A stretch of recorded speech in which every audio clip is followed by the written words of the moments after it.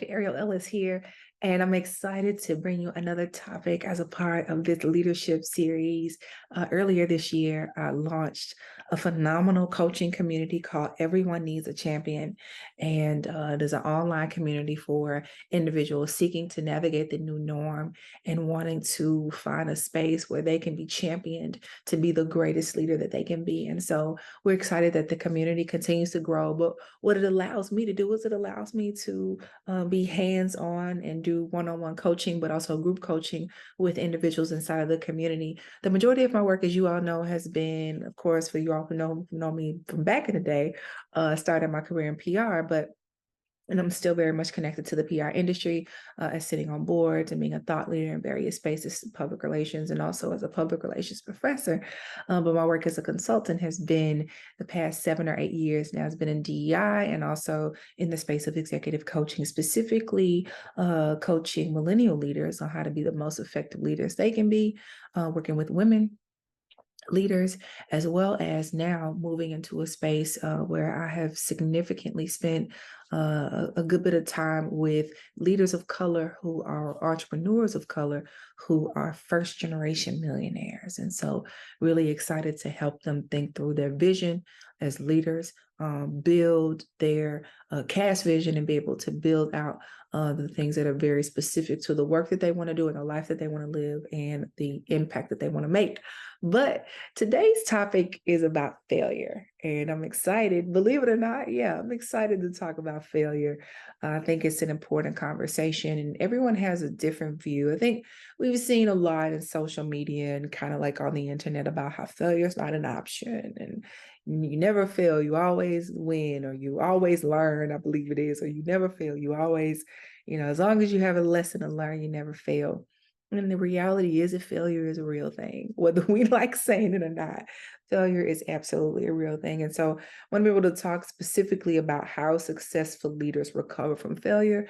I'm going to give you some specific takeaways that you need to be considering.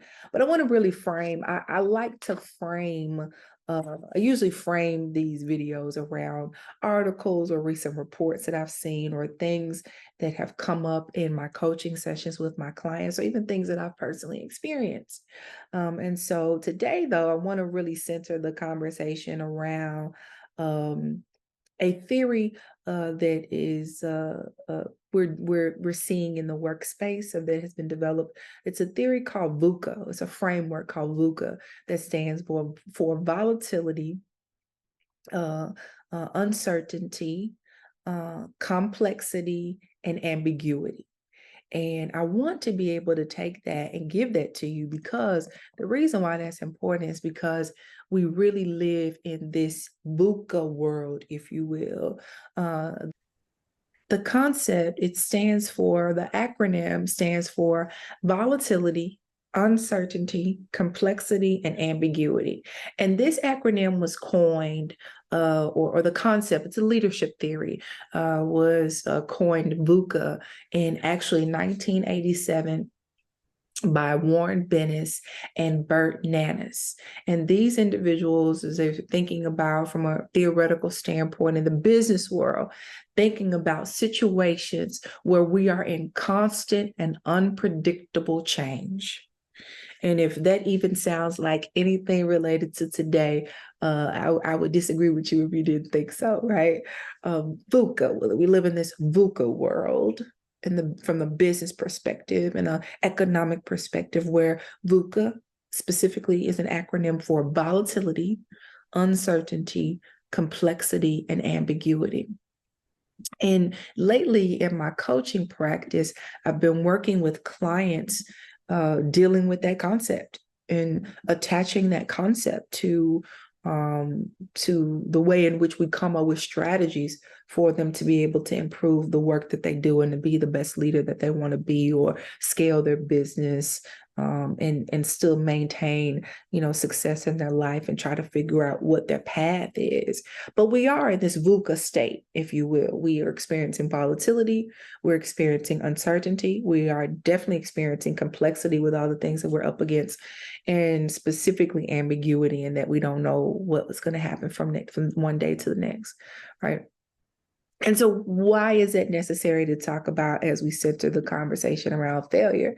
Well, it's necessary because specifically when you're in a VUCA state, volatility, things are volatile, things are uncertain, things are complex, and things are ambiguous. You don't know how to win.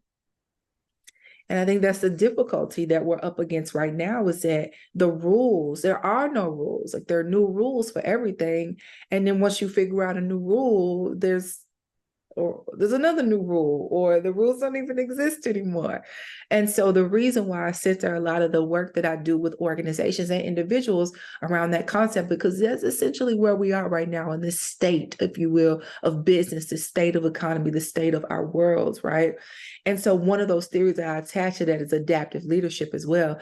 Adaptive leadership is also a theory that goes right into that, is attached to that, attached to the concept of VUCA, because it specifically talks about how we take change and then use that to enable our capacity to thrive.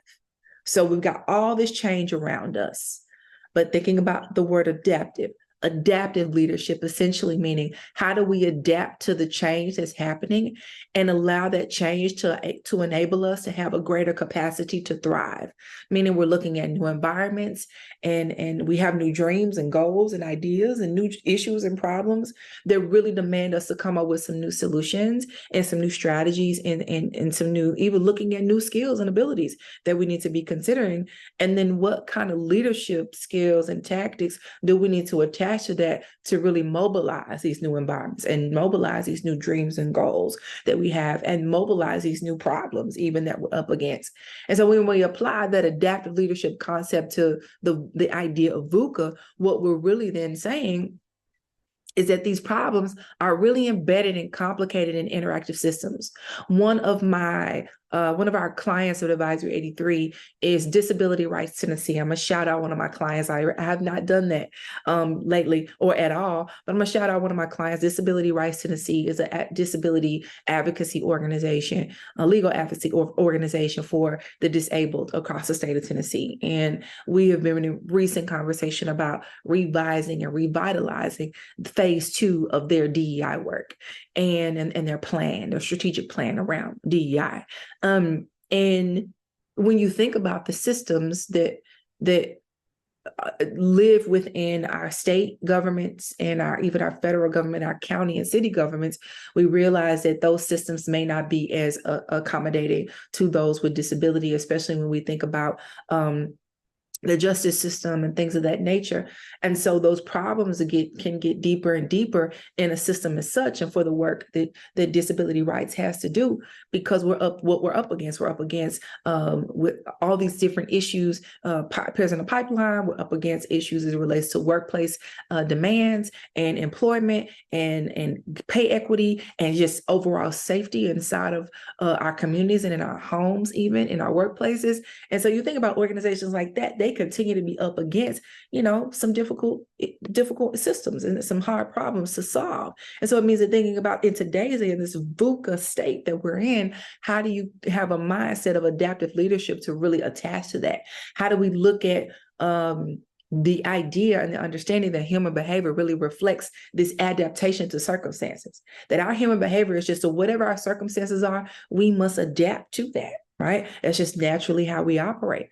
But then also we really adapt when we think about adaptive leadership and attach that to the understanding that we're up against volatility and uncertainty and complexity and ambiguity. We realize that we adapt more successfully to new environments by really facing these difficult circumstances and then developing new attitudes and behaviors to deal with those circumstances. And then realizing that now, as you get to the topic of why we're here, now that leads us into the possibility and almost the certainty of what it means to address failure, because we don't know what we don't know. Now, there's a concept I want to wrap around this topic, which is the concept of how the IT world works. So my IT folks, you'll probably get this. In the IT world, there are some everyday terms that are used regularly for, I found this out recently, that are used for software testing. And don't write me if you're in IT and I say this wrong. No, write me if I'm wrong. IT people. Two that are directly connected to the topic that I want to share with you today around failure. But failure versus fault is one of those concepts which is well understood in theory, but to the real world, it can be hard to grasp, especially when in real world terms, and specifically in teams, we're siloed into this horizontal or vertical matrix where leaders are over here and everyone else is over here. Leaders are up here and everyone else is down here, right? But in simple terms, a fault is when a component of a system deviates from its specification. Fault is when, I think I'm going to slow that down. Fault is when a component of a system deviates from its specification, meaning the fault occurs when something operates differently than the way it was supposed to. All right, simplify that. A fault occurs when something happens or operates differently than how it was supposed to. But that doesn't necessarily mean that it failed. It just moved differently in operation, opposite of what it typically does. But a failure, and still connecting this to the world of IT, a failure in the world of IT is considered to be when a system does not provide the service to the user or provides an unacceptable version of the service, of that version to the service or to the user. Let me say that again. Failure in this IT concept is when a system doesn't provide its service to the user at all. The service was not provided at all. Or when the service is provided, but it's an unacceptable, low quality, completely unuseful version of that service to the user.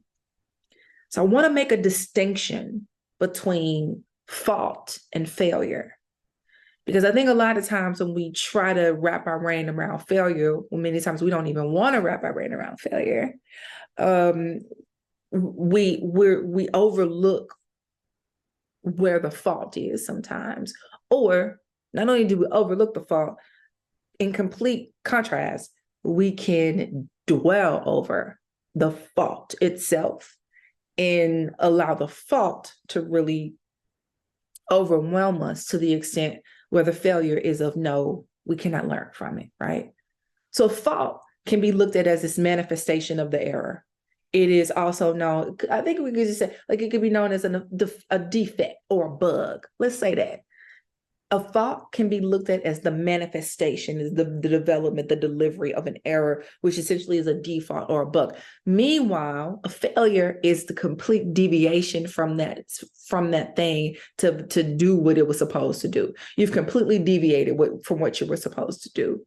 And if under the circumstances that the defect, or the fault itself in general get executed by the individuals who's testing it or the leader, put yourself in their shoes, then it results as a software failure.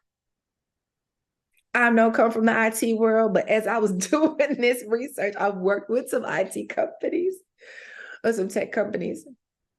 But as I was doing this research and making this connection, I thought it was so powerful. In that in ideal situations, you all, there are no real faults. But in the IT world, in an ideal situation, everything moves. You get your order, you get your DoorDash order, you get your Amazon order, your computer gets fixed, your mic works, everything works the way that it should, right? This video gets uploaded to YouTube. Everything just works the way that it should. There are no bugs, there are no defects, there's no faults, and ultimately, the fault that could lead to a failure, there's absolutely no failure at all. That's in an ideal situation. In an ideal situations, there are no faults that could ultimately lead to failure. But in a real world, faults will always be there. Faults will always be there. But that does not mean that the failure for us is still mostly unacceptable. Keep following me here. Let's go a little bit deeper.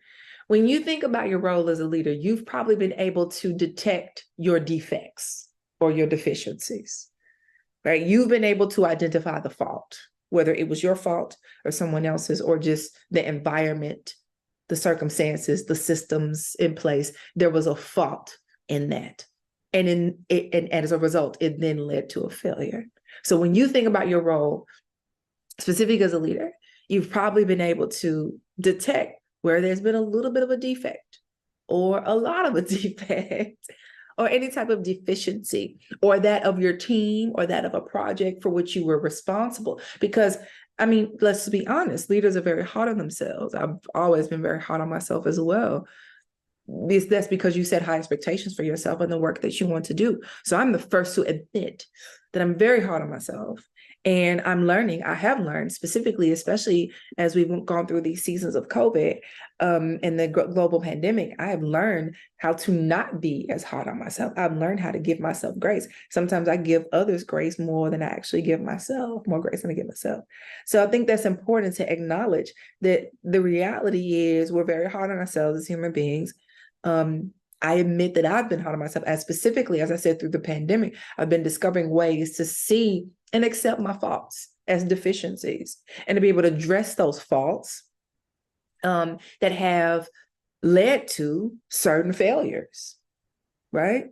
I'm assessing that currently at this present stage of my life. What faults have I carried or produced or developed that have led to certain failures? And how can I manage those failures in the future to decrease the likelihood of failing again? So feel free, type in the chat or leave a comment here. What faults are you aware of? What deficiencies have you had to acknowledge? What defects have you had to admit to carrying, right? I think when we do that, there's a bravery that is required to lean into failure. There is a bravery that you must have in order to lean into failure, right? Now, I'll share a fault for you that led to a failure for me, and what it meant for me to address it and how I consistently work to maintain awareness of my faults. One in particular, I have a fault of being impulsive. Some people try to attach that to like those kind of traits to your zodiac sign. I'm an Aries. So I don't always follow the zodiac signs, but I generally don't at all. But I do know that there's a characteristic of being an Aries, and Aries being very impulsive. Do I attribute that to that? Probably not. But I will attribute it to just my personality. I do have a fault of being impulsive at times. And generally, this is a positive trait for me because I'm very decisive. It does not take me a long time to make a decision. I know what I want. I know how I want it. I know when I want it. I'm ready to go, right? So that impulse to be able to make a decision has served me very well for the most part. It means I'm decisive. It means I'm intuitive. And my quick sense of problem solving more than often works in my favor. And I usually make very good decisions. I am a great decision maker. I think I am, because I know instantly what direction I need to go in a situation. And most of the time, if I don't have an instant, inkling of what to do, how to problem solve, it doesn't take me long to at least like determine the direction and to at least like monitor everything that's going on and assess everything and be able to move on making the decision. But in some of my biggest failures, it was my impulsive nature that became a fault, where I underestimated the circumstances that were surrounding the situation ahead of the impulse. I moved too quickly, or just innocently didn't look at all the circumstances, just, kind of like, yeah, okay, we can do that, no problem. Or I can do that, or this, it'll be fine, it'll be fine. Or I underestimated the processes. If from a work standpoint, I may have underestimated the processes that needed to be put in place in order for success to occur. Or the outcomes that could be detrimental to me or my team, I've underestimated the outcomes. As I said, oh, it'll be fine. We could just do it this way. It'll work out. If not, this is what will happen. And just kind of underestimate those outcomes and the detriment of those outcomes. Or if a system isn't in place, when the impulse comes for me to move ahead, then that impacts, right, what happens later, because there's not a system in place to handle the decision that was made, right? And so you're moving, but you're really not moving strategically. And so I've done that because it's one of my things. I think being impulsive has helped me just be who I am. It's just who I am, and I've been a good decision maker, but it has also been one of the main reasons for some of my worst decisions, some of my biggest failures, for sure. And so my primary emotions when I deal with failure are guilt and shame. And when I use that impulsive spirit, however, on the flip side, when I use that impulsive spirit of mine to tap back into my God-given resilience, that impulsive spirit that says, I don't give up easily, that impulsive spirit that says, let me run back to my community and confess how I failed, or to vent about the failure to someone else who was not responsible with the situation and is not associated specifically with it, but cares about me and my success. Like, let me go back to community to seek advice and support on this one. Let me get a second opinion. Let me run the scenario, run this play by someone, right? Before I execute. Before I push the button, let me just do a double, triple check, right? And even in those circumstances, even those situations, it does not mean that you still won't get the outcome that you desire. But I am learning how to be better at that in my relationships, in the work that I do, in how I take care of myself, even finance, all those things, like learning how to do that more effectively so that I don't have to deal with the guilt and shame of failure. However, it is important, though, to know, of course, we always know that we can learn from failure. And when you learn from a failure, you've essentially, as folks try to say, you haven't truly failed. But the reality is that I think there's a caveat to that, because even though you learn, you have the lesson learned, you still have to deal with the remnants of failure. You still have to deal with the emotional or the mental or the psychological impact of that. You still have to pay the cost. My great-grandmother used to say, sometimes you have to have a bought lesson. What is that? A bought, B-O-U-G-H-T, bought. Sometimes you have to have a bought lesson, meaning you paid for it. You paid for it financially. You pay for it in your blood, sweat, and tears. You pay for it. However you have to pay for what you did, you have to pay for it, right? You just bought a lesson. You just bought your lesson, right? But whenever I go to community, you all, in the midst of my failure, I'm reminded that failure is clearly an opportunity to learn, because failure can teach us a lot. Every fault that leads to a failure ultimately is a lesson. The choices you made at the time, the reasoning behind your decisions, so on and so forth. If you have the right mindset, you can dissect your failure and really learn from it. And I mean, generally we have, two responses to failure. again, a general sense of guilt or shame, or, which is what I have felt, or I've also felt this too, a humble assessment of ways to grow. I'm talking about humble, taking it down. So I'm like, okay, let me get humble about this one. Like, this didn't work. This was wrong. This wasn't a good decision. Again, we generally have two responses to failure: a general sense of like guilt and shame and sorrow, or just this humble assessment, like, okay, that didn't work. Humble assessment of a way to grow. And it's okay to go to each feeling, either of those feelings. It's okay to go to either, because what distinguishes a successful leader from a mediocre one is which option they select. Whether it's the guilt and shame for a brief moment and then you overcome it, or whether it's immediately going to, okay, that didn't work, pick myself up and keep moving. Let me assess which way I need to grow, or which way I even need to go, right?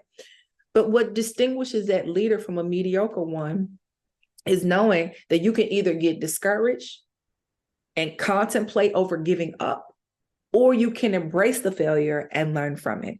And typically in community is where successful leaders gain the bravery to really lean into failure, because it's hard to really recover from failure by yourself.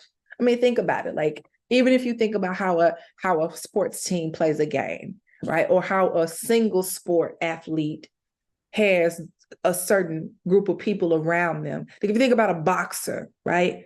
Even though a boxer doesn't necessarily play a team sport, a boxer has a core team of people around him or her who allow them an opportunity to go through that, to not only to get ready for the fight, but also if they don't win, to celebrate with them when they win. But then if they don't win, help them, okay, champ, literally champ, like literally, like, okay, champ, let's get back out there.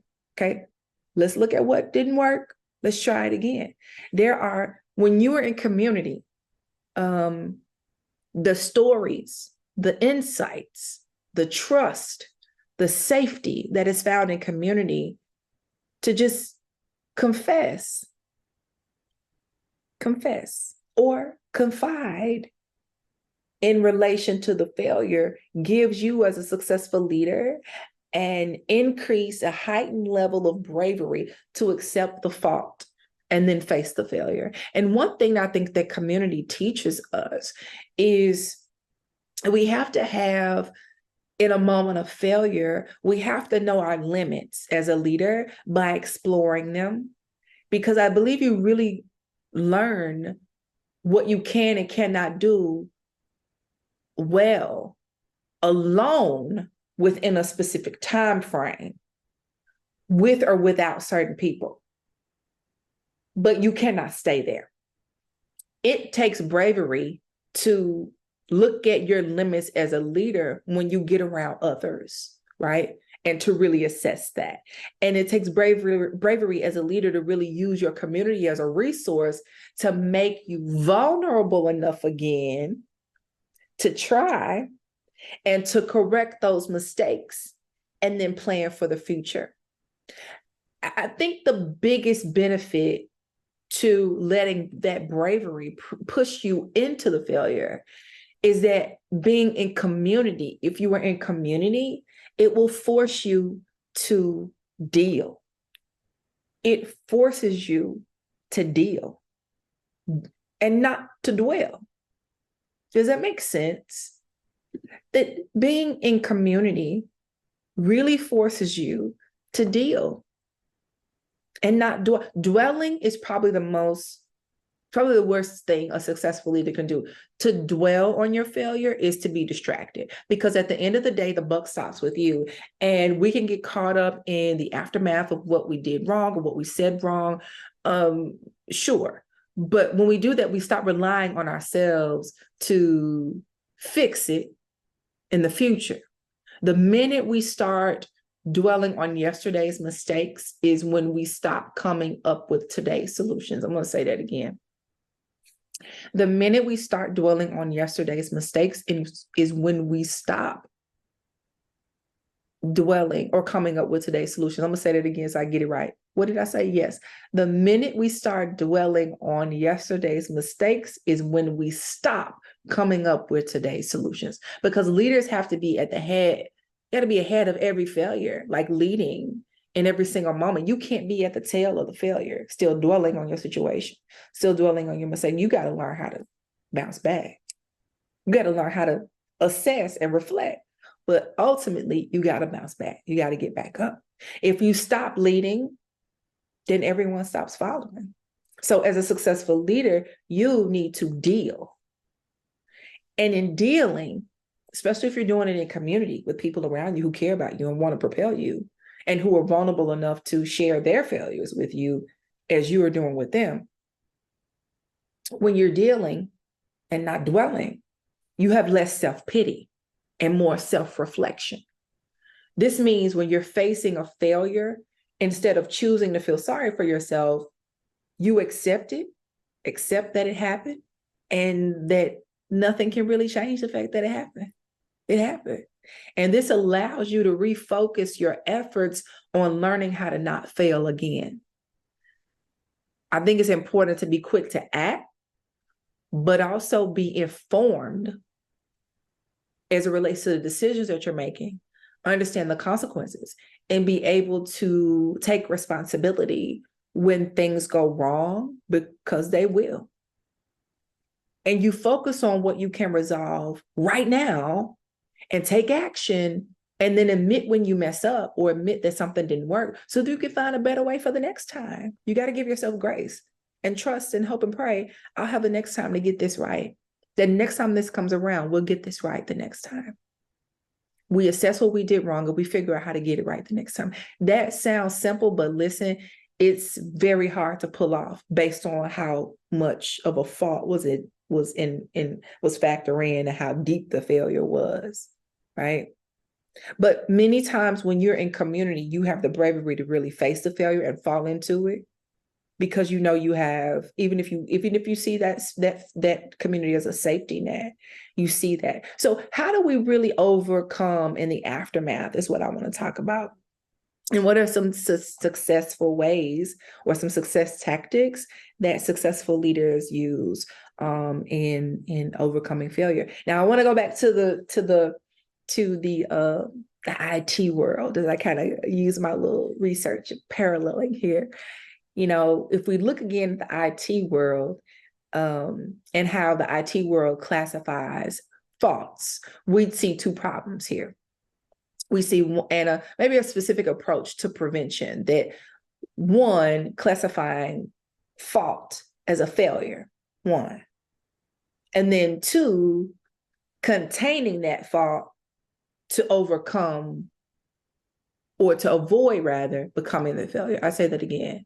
Two approaches: looking at your fault as a failure. That's one thing.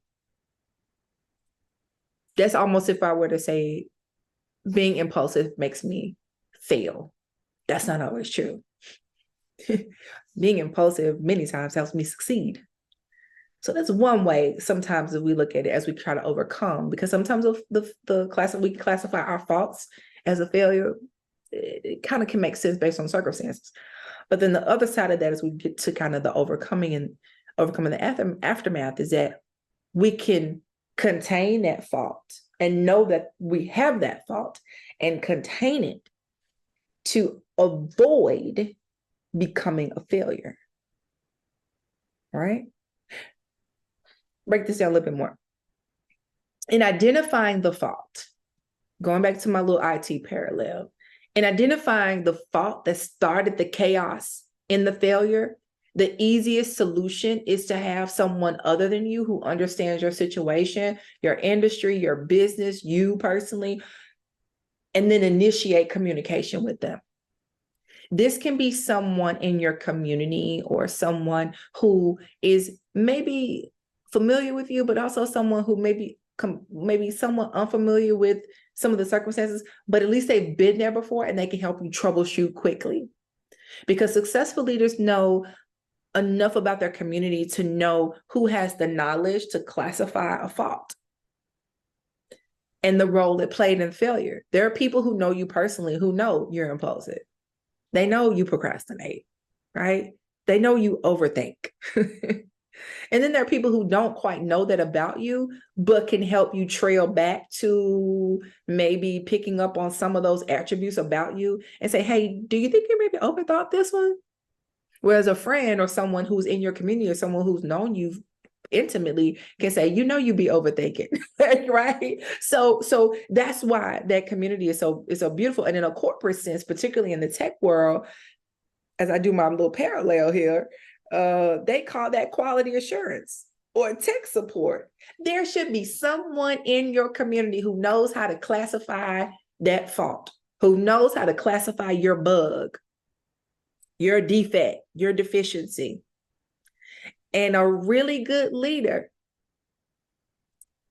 who is also in your community, helping you be a good leader. And you all are iron sharpening iron, right? They will know how to classify that bug. They will know how to classify your defect. You may know how to classify your defect, but sometimes we're blindsided. Like we have these blind spots, right? And sometimes we need folks in our community to help us be accountable to our faults. Now, going back to my IT world, the parallel here, containing the fault in order to avoid the failure, which is the other side of it, right? We just talked about how to classify the fault, but then so that you don't get into a failure. But then how do you contain the fault? Almost like hold on to it and don't let it get away. Don't let it get out there. Don't use that to make the decision. Don't go that direction. How do you contain the fault in order to avoid the failure? There is no fix for that, no easy fix at least, because in the aftermath, it means that you have to put in some kind of strategy.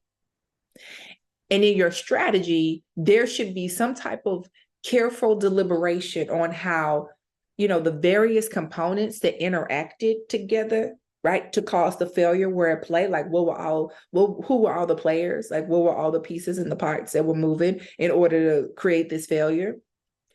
And there should be some type of assessment of these different components to really see if our assumptions match or not. Like we say, this happened and this happened and this happened and this was out of place and that's why we failed. Okay, if that is true, let's go back and track it.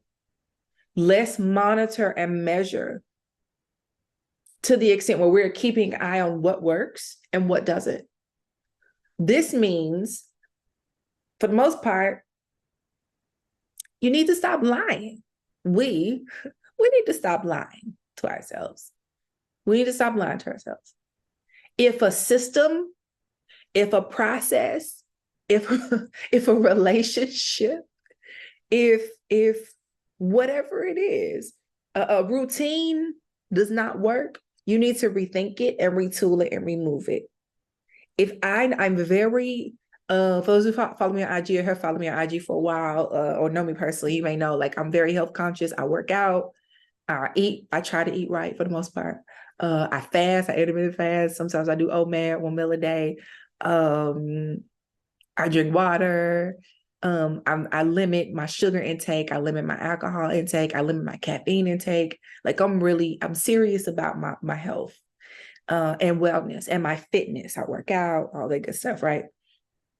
But I have had to rethink about certain routines in my eating and in my fitness that don't work, right? And not saying like it didn't work because I had this goal or this or that.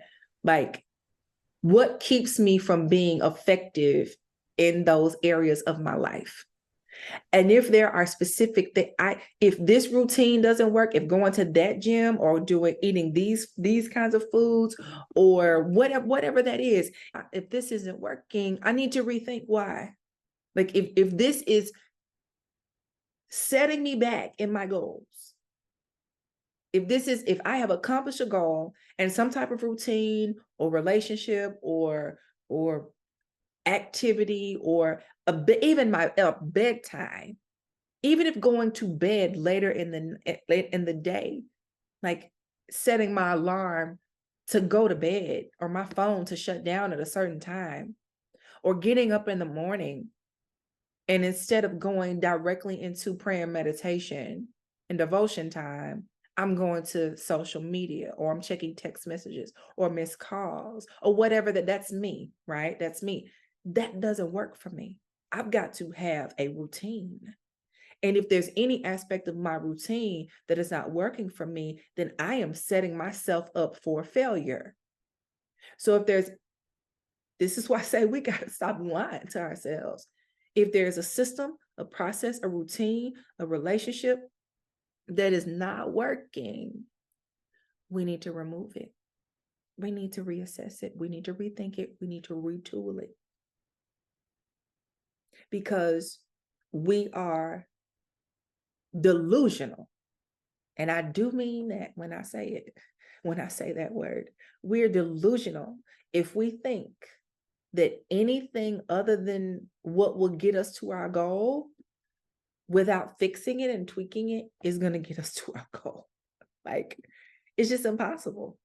It's impossible to have certain habits or have certain ideas and perspectives, have certain mindsets, have certain just again routines and practices, et cetera, and think for any particular reason and for any particular season that doing something the same way is going to get us a different result. What they call that insanity, right? So if it's not working, why are we doing it? It don't work. What you doing it for?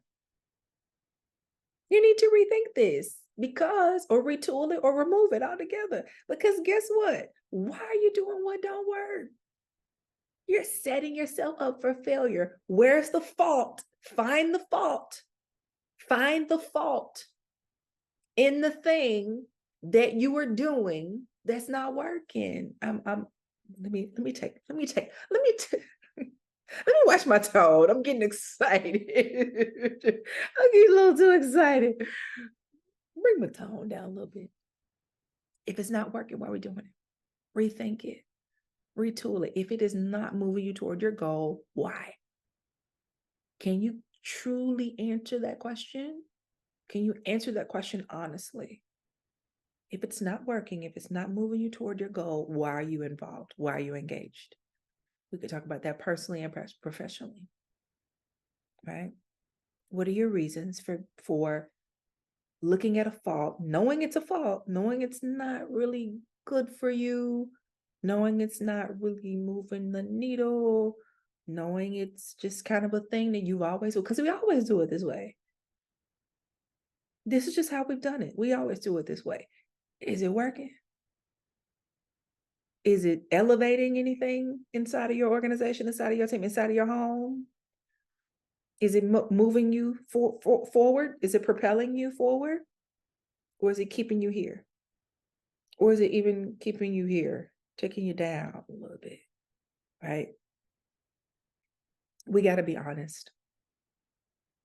We got to be honest about what is not propelling us forward. And if it is not propelling you forward, you need to rethink it. I don't care if it's a system, a process, a relationship, a person, whatever you want to call it. If it is not moving you forward, you need to rethink it. You need to rethink it. So let's get into some tips. Well, I know it's getting long. We'll move on to some tips. I think the prevention of failure is tough because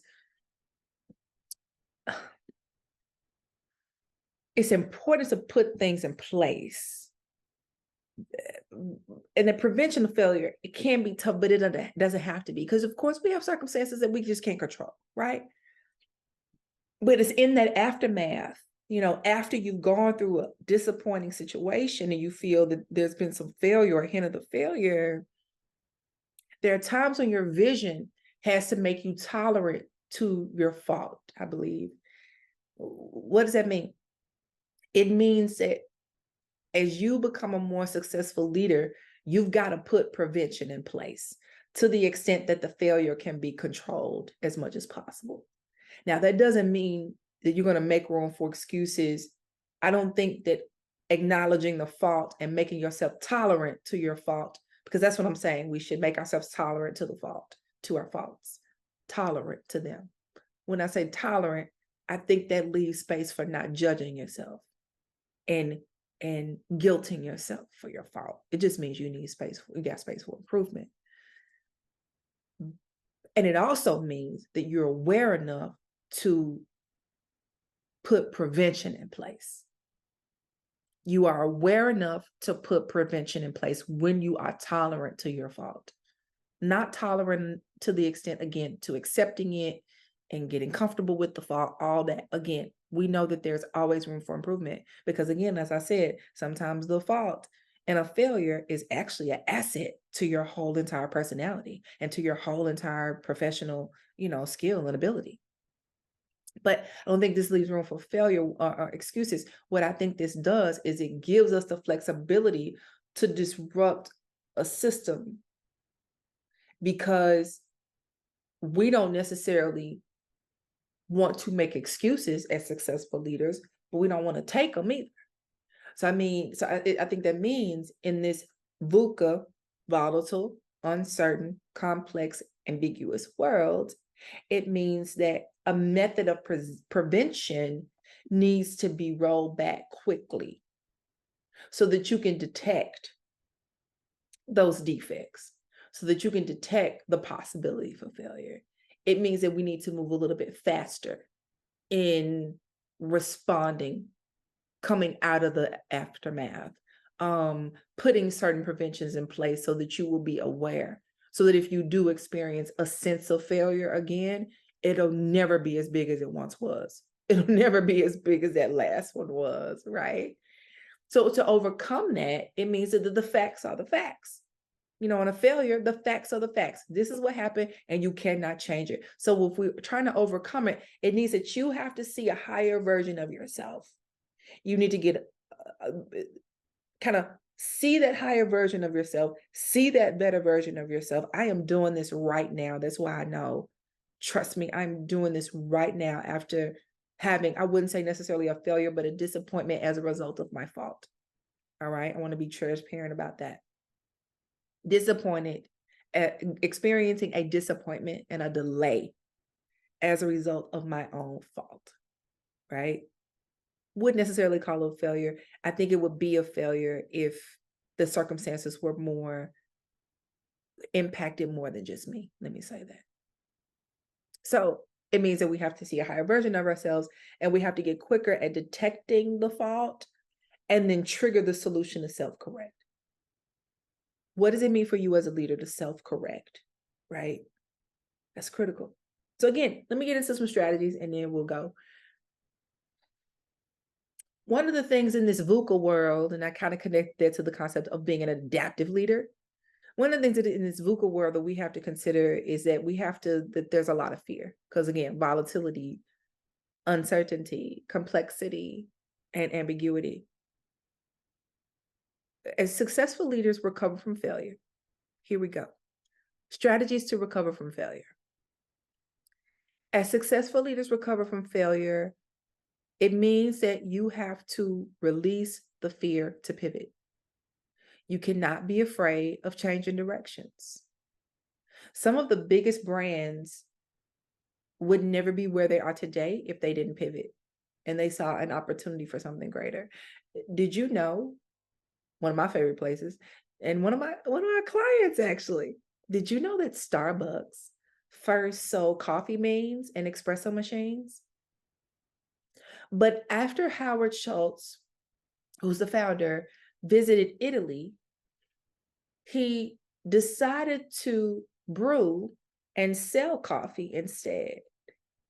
Now, was this a risky move? Of course it was, because he could have thought that, selling the beans and the espresso machines were good business, maybe, right? But without his pivot, first of all, he visited Italy, which meant I'm going to assume here, and my folks, the Googles will have to tell me better, or Starbucks historians have to tell me better, but I'm going to assume that, or believe that, he was visiting Italy, maybe on vacation, but very likely he was visiting Italy to do his homework on business and the coffee business. I don't know. there was something happening in Italy. Even if he was vacationing, he was alert enough and astute enough and aware enough to see that there was a visit there, something took place there, for him to be able to see, the catalyst. He had a thought, he had a aha moment, right? And it was that visit, I'm sure, amongst maybe a couple other things that were impactful and influential in his mind, where he decided to brew and sell the coffee instead. But without this pivot, I wouldn't have been able to go get my dirty chai tea latte and my egg bites the other day. I literally was there the other day. Love coffee shops. I don't drink as much coffee as I used to, as I said earlier. I limit my caffeine, but neither here nor there. You got to release the fear to pivot. You gotta, if you need to pivot, okay, we pivot. And it may come with some trepidation, but sometimes that pivot is necessary. If you are going to recover from failure, successfully as a leader, you have to be okay with the pivot and release that fear. The next strategy to recover from failure is to understand your circumstances and the consequences, right? Specifically the consequences. Every leader is going to have a different set of consequences to face if he or she fails. Every single one. And I have faced a ton of consequences as a result of my faults and failures. And it is important to be fully aware of the risk associated with your specific situation and how much of a risk, how risk tolerant are you? So for instance, I started my first business, or I became an entrepreneur at 22 years old. And right out of college, that would have looked differently for me if I had started my business now, right? At this stage of my life, a 22-year-old entrepreneur fresh out of college and a middle-aged individual with children and a spouse and a mortgage and a stack of bills are not going to have the same consequences. They are going to have two entirely different sets of consequences if they fail, right? So as you think about a strategy, or you use strategies to recover from failure, you need to understand your consequences. Does it mean that you need to that your consequences need to rule and reign over your decision making? Absolutely not. It just means that you need to understand that every single worthwhile opportunity in life has a risk. Everything comes with risk. But many times the most beautiful things that we will encounter and experience in life came as a result of us taking a risk. Anyone that tells you that something is risk-free is lying to your face. Because nothing is risk-free, right? If there is a potential reward, then you can bet that there is a potential risk associated with it. All right. The next strategy I want you to think about is to do more than dream. Sometimes we go into a failure or we have a fault and we're not really connected to the reality of a situation. And we kind of get caught up in the dreaming and forget about the doing. And so sometimes you have to, I always say this, sometimes you just have to jump scared. You have to jump scared. Because a dreamer, for the most part, they'll be scared to make that move because they sense the risk. And it feels safer to just dream. It feels safer to just dream away, right? It's harder to do because the doer understands how much risk is involved, or that risk is involved, period. And they welcome that. They're like, bring it. And then they conquer it, right? So as you think about a strategy to recover from failure, a successful leader should be thinking about doing more than dreaming. You should be thinking about doing, right? Taking that dream and making it into a do.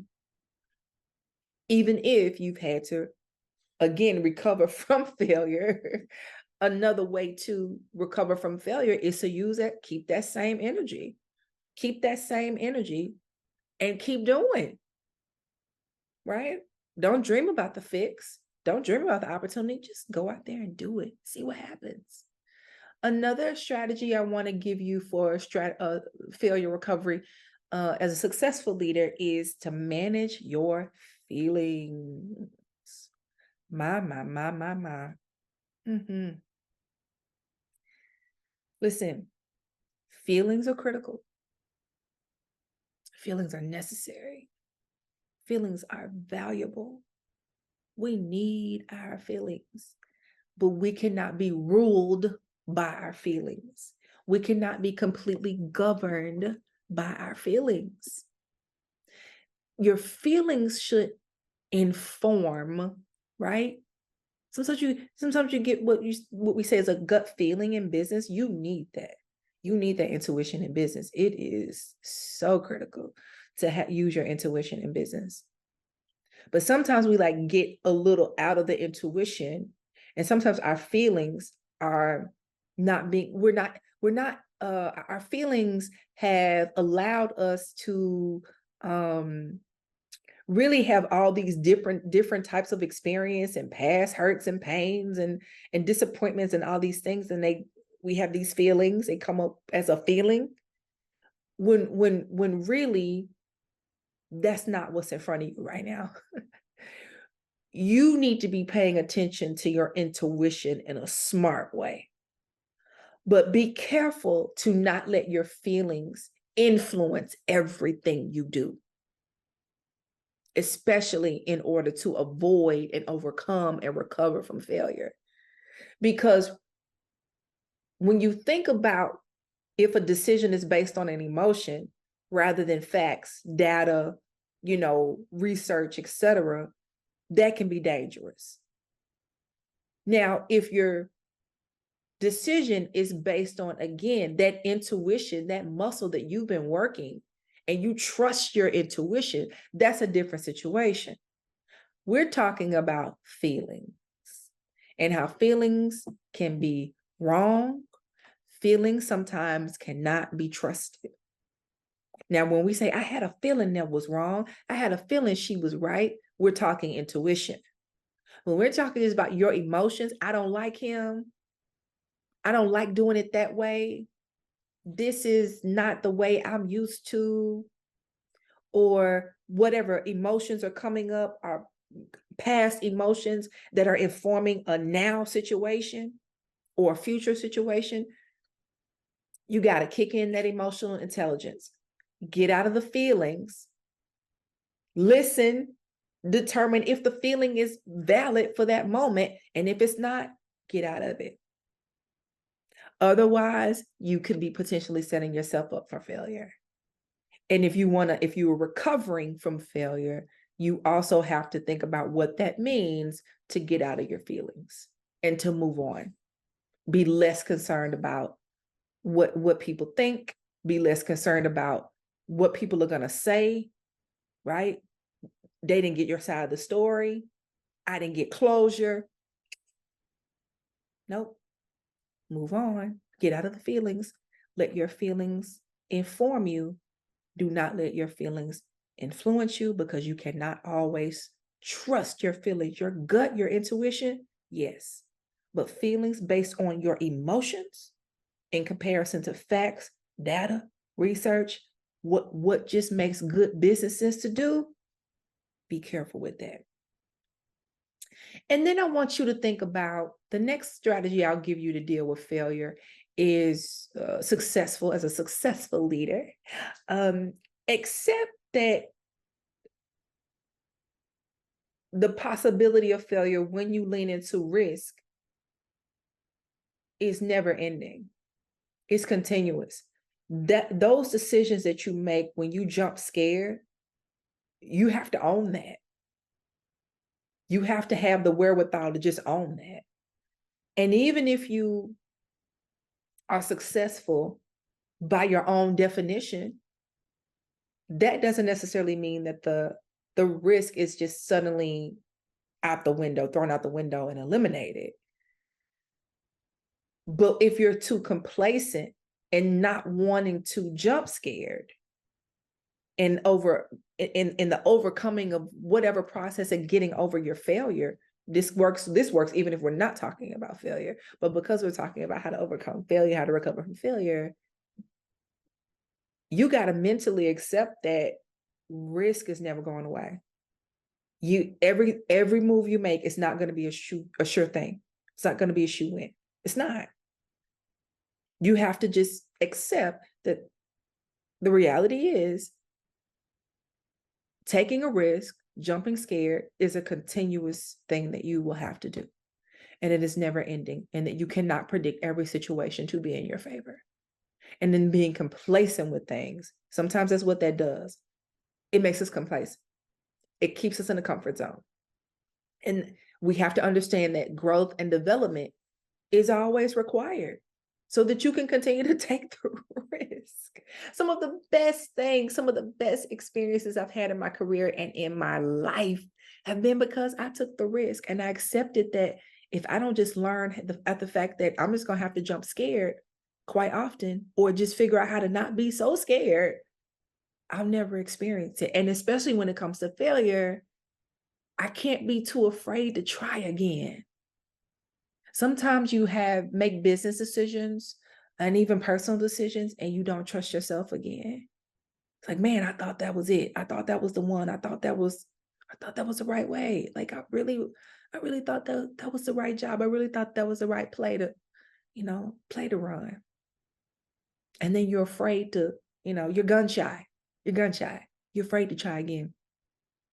And you got to let go of that. The last thing I'll say is this. I'll say that last strategy to recover from failure, you got to rely on community. I mentioned it earlier, but I want to hone in, lean in on that one and really center that. You've got to rely on community.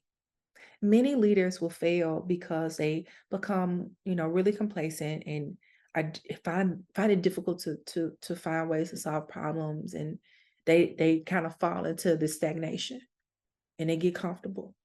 When you rely on community, you rely on people around you. Again, as I said earlier, iron sharpens iron. You can gather yourselves around and really share problems that you're going through, or problems that you've experienced, and be prepared with ways to solve them. When you surround yourself with people who are smarter than you, right? You should not be the smartest person in the room, right? And if you are, you shouldn't be, it shouldn't be that way for too much longer, right? For too much longer. You need to figure out how to bring some people in the room who are smarter than you, even if for a little while, right? Or how to help the people in the room, be a little bit smarter than you. Because solving problems is how you continue to grow. Overcoming failure is how you continue to grow, and how you continue to grow your organization and your business. And you have to be thinking about how to develop even the people around you, how to pour into the people around you so that they can help you find solutions, because you don't have all the answers. You do not have all the answers. That is why you have to rely on community. So I'm wrapping everything up here. I hope that was helpful, how successful leaders can recover from failure. I am going to do a couple more videos in this series. I think there's more that I know my clients are experiencing. I know that people in my network are experiencing in my circle, and I get DMs, I get messages on LinkedIn and emails and of different things that folks are experiencing, and I want to be able to be a resource to you. So feel free to email me at hello@arielellis.com, or you can go to my website and book a call with me. So thank you so much, and I'll talk to you soon. Bye-bye.